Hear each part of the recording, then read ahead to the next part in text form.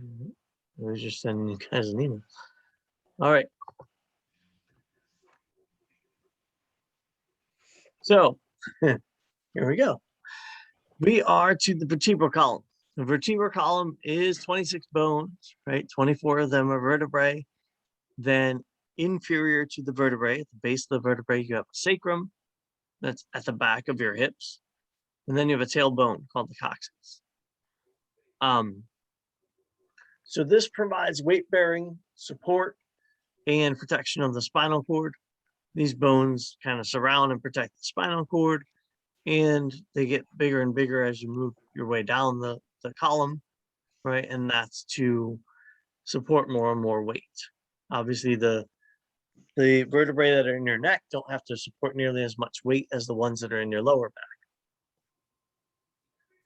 So we all have the same number of vertebrae. So sorry about that, Joshua. I'll have to figure out what's going on. No big deal. My GCC account somehow kicked me out for a second there. Yeah, it said this free meeting ended. No big deal. Continue. Yeah, right. Yeah. So everybody has 24 vertebrae. We all have 7 cervical, 12 thoracic, and 5 lumbar.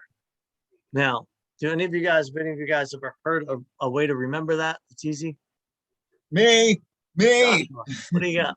Breakfast at 7, lunch at noon, dinner at 5, and a snack at what's the last one? What time's the snack? Oh yeah, I don't know about the snack. I know breakfast, lunch, and dinner. Breakfast, lunch, and dinner is how I always remember 7, 12, and 5. There's nothing to do with anatomy, right? But it's just something to help you remember 7, 12, and 5. So you should eat 3 balanced meals a day, right? Breakfast, lunch, and dinner. Then there is the bone called the sacrum, and there's a bone called the coccyx that are below the lumbar vertebrae. The vertebrae don't have individual names. They are just given a letter to designate which region they are in and a number. So C1 is your very first cervical vertebrae. The numbering starts over as you reach the next section, right? So your first thoracic one is T1, and then your first lumbar is L1. So if somebody says they injured L3, well, then that's lumbar vertebrae number 3. It's their third lumbar vertebrae. And then inferior to those, at the base of those, is your sacrum. Your sacrum was at one point probably 5 different vertebrae that fused together. And it is just providing support. It is fused to your hip bones, or it connects, it articulates with your hip bones. So it's the back of your pelvic region. And then below that, inferior to that, is your tailbone. That's called your coccyx. And again, that's probably 3 to 5 vertebrae that have fused together to form a single bone. So we have, I don't picture that either. So again, one of the big differences between this class and the 2-semester class is there are a lot of markings on the vertebrae that you'll be required to know if you go into the 2-semester class that we aren't going to know because we have to get through these in a quicker amount of time. But the vertebrae themselves are there to surround your spinal cord and protect your spinal cord. And again, they get larger and larger as we move lower to support more weight. And then basically the sacrum is there to provide stability and weight bearing. The tailbone is just the tailbone. It's just kind of this little tailbone sticking out. Okay, and then we get to the thoracic cage. This is the rib cage, right? This consists of your thoracic vertebrae, your ribs, and your sternum. This forms the wall of the thoracic cavity, which protects the heart and the lungs. Your ribs and your sternum technically form your rib cage. You have 12 thoracic vertebrae, right? Remember, that's lunch, right? Breakfast, lunch, and dinner. Lunch is 12. You have 12 thoracic vertebrae. Each thoracic vertebrae is connected to a right and a left rib. So we have 12 pairs of ribs, or 24 ribs, right? So that's one way to remember those numbers. Each rib is actually connected to a thoracic vertebrae in the back. And here is a picture of your rib cage. Now, this is from the front, right? And so this bone that they connect to in the front, that's called the sternum. And there are 3 regions to the sternum that they're showing here: the manubrium, the body, and the xiphoid. Behind that are your thoracic vertebrae. Now you can see the first one, T1. You can see some of the lower ones, T11, T12. Right, but the sternum's kind of in the way. You can't see a lot of it. The ribs themselves are divided into true ribs and false ribs, and they're labeled over here on the left. True ribs are pairs 1 through 7. And they are called true ribs because they articulate with a thoracic vertebrae. Then they come all the way around and they articulate with the sternum. Right? So true ribs are connected to the thoracic vertebrae. They come all the way around and they're connected to the sternum. False ribs are connected at the thoracic vertebrae, but they don't come around and touch the sternum. Okay. Ribs 8, 9, and 10, pairs 8, 9, and 10 right here, are usually called false ribs. Okay, and they're called false ribs because if you look at 8, 9, and 10, they swoop up and connect to 7, which is connected to the sternum. Right, all of this blue stuff is cartilage, this light blue. So if you can see, here's my cursor again. 1, 2, 3, 4, 5, 6, 7, those all connect directly to the sternum. 8, 9, and 10 swoop up and connect to 7, which is connected to the sternum. Pairs 11 and 12, you can see here. 11 and 12 are called floating ribs because 11 and 12 only connect to your thoracic vertebrae. They don't come around and connect to anything. They just kind of stop once they get about halfway out.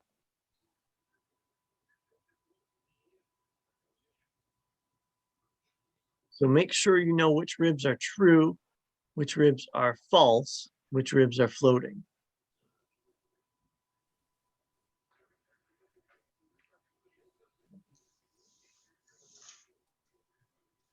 Again, there are 12 ribs, right? And this goes through which are true and which are false. And then within the false ribs, 8, 9, and 10 actually swoop up and connect to 7. And then the last 2 pairs, 11 and 12, are considered floating because they don't connect with the sternum at all. The sternum, right, consists of 3 parts that fuse together as you grow into an adult. The top part, the most superior, is the manubrium. That's where your clavicles, collarbones extend and meet up with that. Then you have the body, which is the biggest part of the sternum. Then the inferior tip is called the xiphoid process. So the xiphoid process, one of the things they mentioned is that during CPR that could get broken. I know during my wife's first pregnancy, our baby would kick out the xiphoid process, right? She would be kicking so much that she would constantly kick it out, which caused a lot of pain, obviously, uncomfortable. Okay. So all of that is axial skeleton. The skull, which includes the cranial and facial bones, the ossicles, the bones of the ear, the hyoid bone, the vertebrae, the sacrum and the coccyx, and the ribs and the sternum. Everything else is part of the appendicular skeleton, the appendages. And the bones that hold your upper appendages to the trunk of your body are called the pectoral girdle, right? I think most of us know the pectoral region is your chest region. So the pectoral girdle is kind of up in your chest region. This is what's connecting your upper limbs to the trunk of your body. It consists of a clavicle and a scapula on each side. So you have a right and a left clavicle. Clavicles are just collarbones. And you have a right and left scapula. Okay, so there's a picture of the clavicle. One end is going to connect to the sternum, right? And the other end is out by your shoulder. It's connected to your scapula. Then here's your scapula, right? Scapula is your shoulder blade. Now, there are a lot of markings on the scapula. What I really want you to know, and you turn the scapula sideways, is this glenoid cavity. It's right here. It's this depression right here. Right? It's right here if you're looking at it from the back. Glenoid cavity is a little circular cavity that your upper arm bone sits in. Right? That's where your humerus sits. That's where your shoulder is, in this glenoid cavity. It's not real big. There's actually a lot of muscle and tendons around it, which gives your shoulder a huge range of motion, but also makes it really susceptible to being pulled out of socket, right? Because there's not a real tight fit there. There's just a lot of muscle and a lot of tendons around it. So got the clavicle and the scapula, right? And then we get to the upper limb, which is the humerus. And what I want you to know from the humerus is, you can see the head, right? This is the part that sits in the glenoid cavity. This is the head of your humerus. This is your upper arm. And then this would be where your elbow is. Okay. Remember, I said way back at the beginning of this chapter, condyles are kind of parts of the bone that stick out where muscles attach, right? Or other bones can attach. And that's what these condyles are for. They're for the bones of the forearm. Oops, sorry. Right? The back of the humerus has a big indentation called the olecranon fossa. And we'll see that there's a bone of the forearm that sits right in there. It forms your elbow.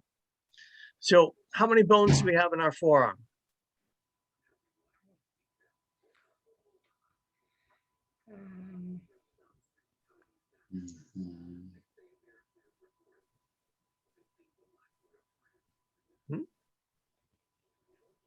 How many bones are in the forearm?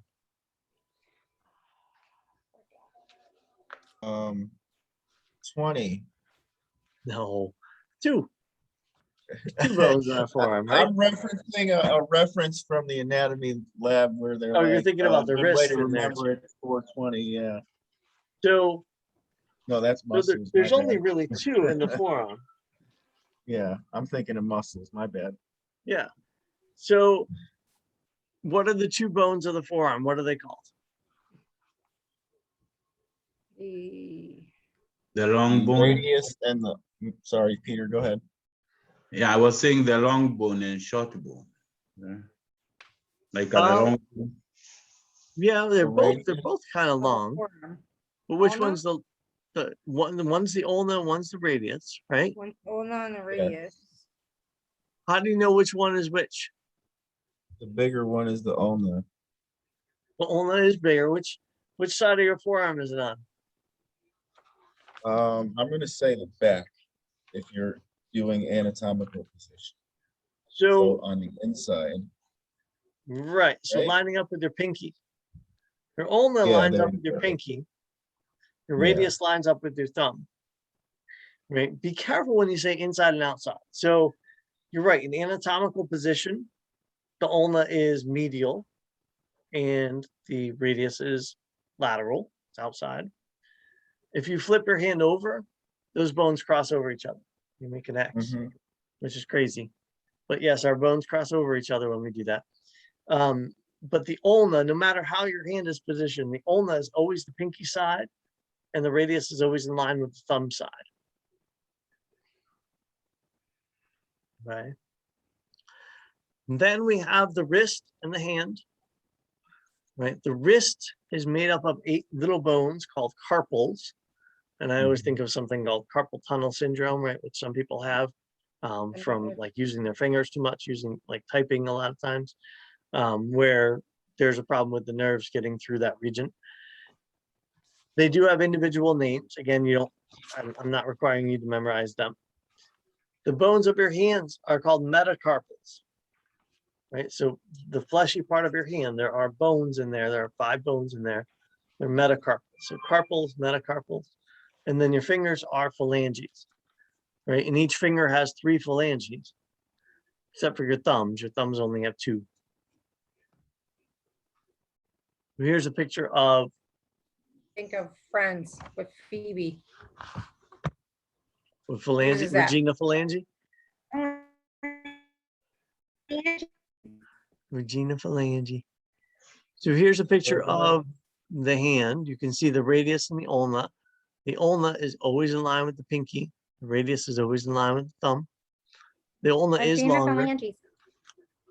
The carpals, right? There are individual names: scaphoid, lunate, triquetrum, pisiform, trapezium, trapezoid, capitate, hamate. But you don't have to know those individual names. These 8 little round bones are called carpals. And then these 5 bones are metacarpals. This is like the palm of your hand, fleshy part of your hand, right? And then your fingers are the phalanges. You can see there are 3 phalanges on each finger, except for your thumb. Your thumb only has 2.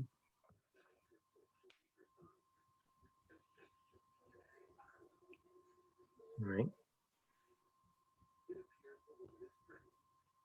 Then we get to the lower limbs, right? There's a lot of similarities between the upper and the lower. The lower limbs, we're talking about the pelvic girdle that keeps them attached to the body. So up at your upper limbs are attached to your body by your pelvic or by your pectoral girdle. Your lower limbs are attached by your pelvic girdle. Your pelvic girdle is bigger, right? And the bones of your legs are bigger than the bones of your arms. And that's just because they're bearing more weight, right? More of your body's weight is on them. So with all the bones of your body, as you kind of work your way down towards your legs are bigger bones because they bear more weight. Now, the flip side to that is that they are less flexible, right? We have more flexibility, more range of motion with our upper limbs than we do with our lower limbs. And it's because they're smaller bones and more muscle, which allows for more movement. Same thing with, our vertebrae. We have more movement in our cervical vertebrae than we do with our lumbar vertebrae, but it's also not supporting as much weight. The pelvic girdle itself consists of 2 irregularly shaped large bones. They're hip bones or coxal bones, right? They're sometimes called the os coxae or the coxal bone. So you have a right coxal bone and a left coxal bone. They are a right hip bone and a left hip bone. Each hip bone is a fusion of 3 bones. So when you're born, when you're an adolescent, they're still separate bones. As you grow to be an adult, they fuse together. Those 3 bones are the ilium, the ischium, and the pubis. So each coxal bone has an ilium, an ischium, and a pubis. Right? The hip bones articulate with the sacrum at the back. So they meet up with the sacrum, which is part of your axial skeleton, right? That's at the bottom of your vertebral column. And in the front, right? So here's a picture of the pelvic girdle. Here is the right coxal bone. Here's the left coxal bone. You can see it highlighted in colors in purple, pink, and yellow are the ilium, the pubis, and the ischium. Right, the ilium is by far the biggest bone. This is the one, right? If somebody's real thin, they have the hips kind of stick out at the front, and those hip bones sticking out. That's this part of your ilium. It's called your iliac crest. The pubis is where these 2 bones meet up in the front. So the pubis of the right coxal bone meets the pubis of the left coxal bone. There's a little bit of cartilage there. That's what this light blue is, right? And that's called the pubic symphysis. And then you can see at the back of both coxal bones, they meet up with the sacrum. So your vertebrae would be above the sacrum. And then here's your sacrum. Here's your tailbone, your coccyx.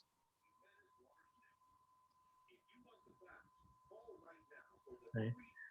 Again, there are a lot of markings on these bones. The one marking that I really want you to know, okay, it was in this sentence. It's called the acetabulum. Okay, there's actually a large indentation right here.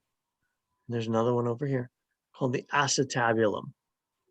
The acetabulum is where your femur sits, right? So the head of your femur is going to stick into this little indentation called the acetabulum, not the hole, right? This indentation. The hole is something called the obturator foramen, and that's to allow for passage of nerves, right? But you want to know this acetabulum is where the femur connects. Then we get to the lower limb itself, right? The upper leg is called the femur. Here's a picture of the femur. The head of the femur is what sits into the coxal bone, the acetabulum, right? And then as you work your way down the femur, this is where your knee will be. So these condyles sit directly on your lower leg. And this little indentation right here is filled up with your knee, which is your patella. Then your lower leg is made up of two bones. So just like your forearm is two bones, your lower leg is two bones. They are called the tibia and the fibula. Tibia is the big one, right? Your tibia is your shin bone. So your femur is sitting right on top of your tibia, right? Your femur would be sitting right here. Your tibia is the one that bears all the weight. That's why it's big. Your fibula doesn't bear any weight. It's just small and it's to the outside. This is looking at the front of the leg from the right. So the fibula is always on the outside, the lateral side. And down at the bottom, they kind of form this upside down U shape. That's what sits on your ankle bones, your foot and your ankles. So the two little bones that stick out on your ankles, like when you're going to put your shoes on, you've got those two bones that stick out. Those are right here. One is actually this part of the fibula, and one is this part of the tibia. Those are the two little knobs that stick out of your ankle. There are 7 ankle bones. They're called tarsal bones. So your wrists are carpals, your ankles are tarsals. Your hand bones are metacarpals. Your foot bones are metatarsals. Okay, so you can start to see a lot of these similarities. And then your toes are called phalanges, and just like your fingers. So again, each toe has 3 phalanges, except for your big toe, which only has 2.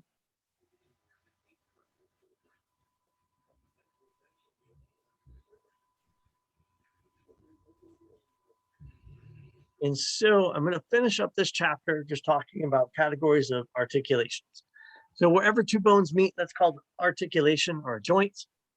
And they are classified by a couple of things. They can be classified based on their structure, like how they're held together.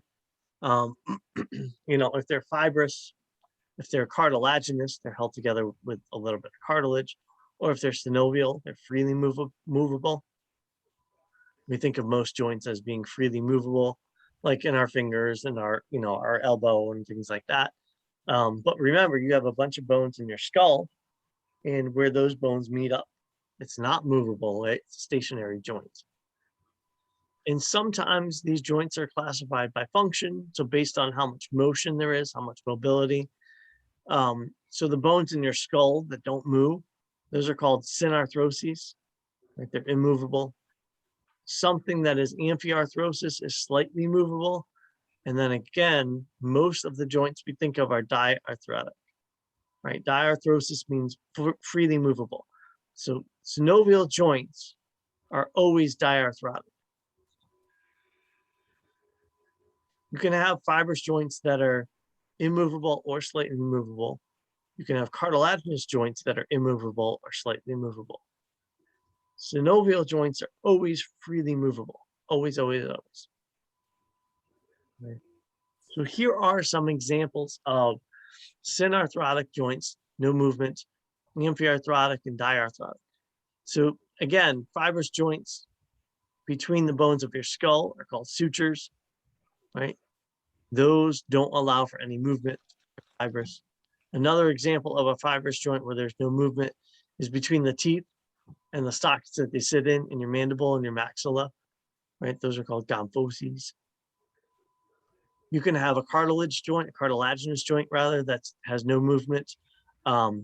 Something like the joint between the first pair of ribs and the sternum, where your first rib comes around and meets your sternum up here. There's no movement there. This next category, these are joints that move a little bit. So you have some fibrous ones that can move a little bit, like the one between the tibia and the fibula. Remember, those are the two bones of your lower leg.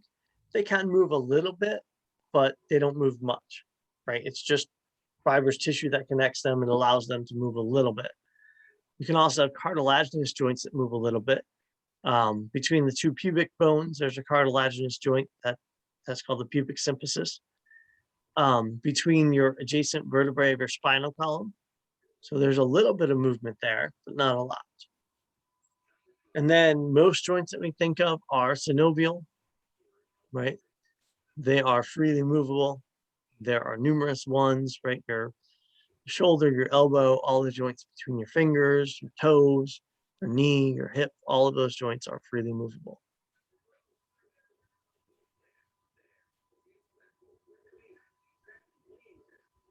When we talk about synovial joints, because there are so many of them, there are types of synovial joints, right? There are types of synovial joint movement. And the movements that they cause are given specific names. The angular movements in particular are given specific names. Now, why do you need to know this? Well, when we get to the muscles, you'll find that there are flexors and there are extensors. Like, it actually starts to help out a little bit to know some of these things. So we'll start with flexion and extension. I always give my bicep as an example of this because everybody can kind of picture that, right? If I'm looking at this angle, my elbow, if it's flat, that's 180 degrees, right? If I want to decrease that angle, that's flexion. If I want to increase that angle, that's extension, right? So my biceps cause flexion, my triceps cause extension. Hyperextension, we hope you don't do with your arm. Hyperextension is going beyond 180 degrees, right? Beyond anatomical position. You have all kinds of sensors, nerve sensors in your elbows and your knees to try to prevent hyperextension. Many of us have hyperextended fingers, right? If you've ever jammed a finger, like maybe playing basketball or playing football, you jam a finger, that's hyperextension. It's actually going back further than it should. Hopefully you haven't hyperextended your knee or anything like that, because that's painful. So we've got flexion, extension. We've also got abduction and adduction. These are specific to moving a limb either away from or toward the midline of the body. If somebody is abducted, what happened to them? Taken away. Taken away. Good. So abduct is to move away from the midline, right? If I stand up and I move my arm away from the midline, that's abduction. Moving my arm back toward the midline is adduction. And I'm getting a sign that my meeting will end in 10 minutes. So I'm going to finish this up in 10 minutes. So abduction is moving away from the midline. Adduction is moving toward the midline. Again, you have muscles that are adductors and muscles that are adductors. We'll see that. Circumduction is moving your limbs in a 360-degree circle. So either your arm or your leg, doing this with your arm or your leg, which other than rehab, rehabbing from an injury, I don't know why that would have its own name, but that's called circumduction. So we've got flexion, extension, abduction, adduction, circumduction. Rotation is pretty easy. Rotation is turning something around its axis, right? You can rotate your finger, you can rotate your head. If you rotate your hands, right, that's given specific terms called pronation and supination. Pronation comes from the word prone, supination comes from the word supine. If somebody is lying supine, they're lying on their back, right? They're face up. Think of somebody on a gurney, on a medical gurney, right? Lying on their back. They're supine. If somebody's lying face forward. If they're lying face down, they're prone, right? Like I I don't know, when you were a kid, maybe did dead man's float in a pool, right? Prone is face down. So again, if you put your palms down, that's pronation. If you turn your wrists so that your palms are face up, that's supination. Pronation, supination. We have muscles in our forearms that are pronators and muscles that are supinators because of what they do. Okay. Then we get to some other specific ones, inversion and eversion. Twist the side of the foot inward or outward laterally. Kind of the same thing as pronation or supination, but with the foot. So if you run on the insides of your feet, that's called inversion. If you run on the outsides, that's called eversion. And all of us, almost all of us, run one way or the other. You can look at your sneakers. They usually wear more on the outside or on the inside. Inversion. Dorsiflexion and plantar flexion elevates the sole at the ankle or points the foot downward. So plantar flexion would be, let me think now. Dorsiflexion is elevating your sole at the ankle, and pointing your foot downward is plantar flexion. So dorsiflexion is like putting your heel down and your toes up. You put your toes down and your heels up, that's plantar flexion. Opposition and reposition moves the thumb towards the palm. So that's, opposition and reposition, that's a very specific movement of the thumb that we have, that most animals don't have. Elevation and depression moves the structure superiorly or inferiorly. You can elevate and depress your mouth or your shoulders, right? This is elevating your shoulders, depressing them. You can do that with your jaw, and elevate and depress your jaw. And lateral flexion is when you bend your vertebral column to the side. So if I bend this way or I bend this way, right, that's lateral flexion. The types of synovial joints, there are 6 types. There are plane joints, which have slight movement. Hinge joints. Hinge joints just move in one plane. So like the hinge, like on a cabinet door, right? So your elbows, your knees. Saddle joints permit angular motion in 2 planes, such as the joint of your thumb between your thumb and your hand, right? It allows for you to move your thumb this way and this way. Pivot joints permit rotation only. So think of the joints between the first 2 vertebrae that allow you to pivot your head. Condylar joints permit angular movement in 2 planes. So an example of that is connecting your wrist bones to your metacarpals, with the exception of the one that's on the thumb side, right? The other ones, those are called condylar joints. And then ball and socket joints, again, is one of the easier ones to think about. I think ball and socket and hinge are the easiest to think of. A ball and socket joint is something like your shoulder or your hip, right? Where it literally just sits like a ball in a socket and it can move around in 360 degrees. All right, so I'm going to stop there because I'm going to get kicked off anyway soon. What kind of questions do you have for me? Are There's you no, posting this to you? Sorry. no, go ahead. I was gonna ask if you were posting this to YouTube. Yes. Okay, cool. Yeah, There's no Steve, homework in the thing for it, right? What's that? There's no homework in that thing for it, right? The website? The Pearson homework will be due next week. Yeah, that was the sheets, right? So the sheets are for lab, Yeah, like where you had to fill out the muscles or the bones and okay. name them. But there is homework. If I haven't assigned it, I need to assign it. But there is homework Yeah. on, so it's not I didn't assigned yet. see So I need to do that. Then I'm sorry. There is homework on Pearson that will be due. I'll give you guys at least a week to do it. If not Okay, I more. didn't, yeah, because I kept checking it every day to see if there was homework in there. I didn't see anything. Okay, I'll That go was in it. and set that up then. Okay. It's probably That's there. I good. probably just didn't have the due date set right. Oh, okay. That's all. yeah, Steve, I had a question. I don't know whether you received my homework, the one we were doing for the cell and the osmosis, because I think I said it to you through your email. Okay. So I don't know whether you have received it. Um, I'll check. I'll definitely check right after class. Is there a way you can upload it to Moodle, or is it just that you're having trouble uploading? Okay, before I was not able to do, because it was a cam scanner, I scanned that work and I was not able to go to the, to transfer it to the Moodle. Okay, But now I know how to, but when Okay. I went there to check it out, it did not give me access for Oh. that one. okay. Oh, because Yeah. the due date's passed on that one. Yeah. Gotcha. Okay. So yeah, just resend it to me again. And if you just resend it to me again, I'll make sure you get credit for it.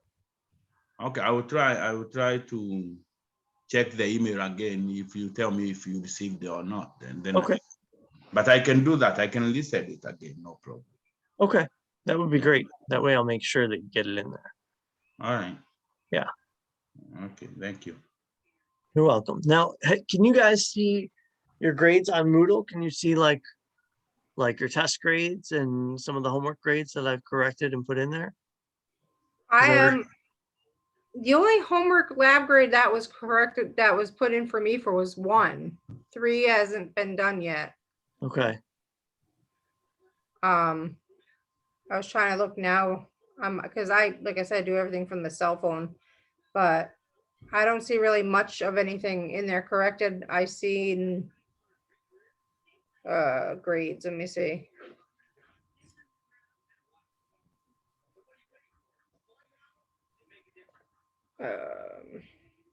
Yeah, I think the only lab that was corrected for me was number 1. I Okay. see exam 1 and 2. Okay. Yeah, Good. but lab 3 wasn't done Okay. for grading. Okay. And then is there a homework assignment in there too? Because I manually inputted the homework from Pearson. I put in the columns and I actually only transferred one set of numbers in there because I was curious to see if you guys could see it. So it should be like intro to A&P homework or something like that.